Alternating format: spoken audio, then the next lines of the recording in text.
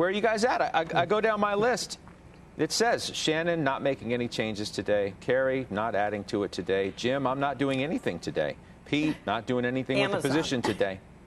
Why not? Why not?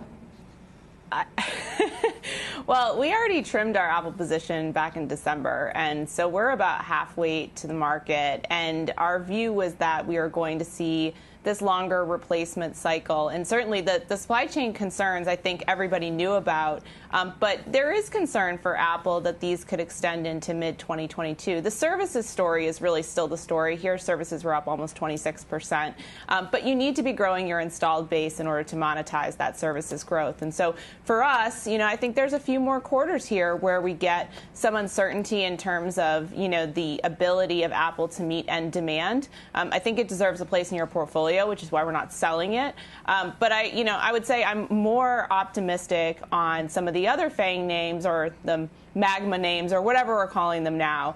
But I think that, if you don't hold Apple in your portfolio, you could initiate a small position. But this isn't the end of the road for these supply chain concerns for Apple over the next couple of quarters.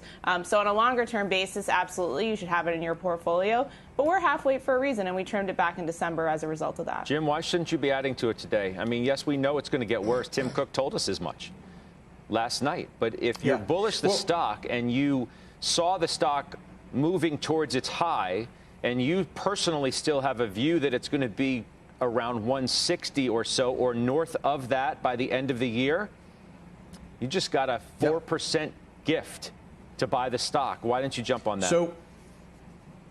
Okay, so, when you talk about me specifically, remember that in February and March, I was loading up on a trading batch of shares in the low 120s. Okay, that's up about 20%. And my thesis on that is that I'll probably be out of those trading shares by the end of the year above 160. And I think you will reach a new high this year. I'll come back to that in 1 second. If you don't already have that trading share lot on your core position, today is the day to buy it.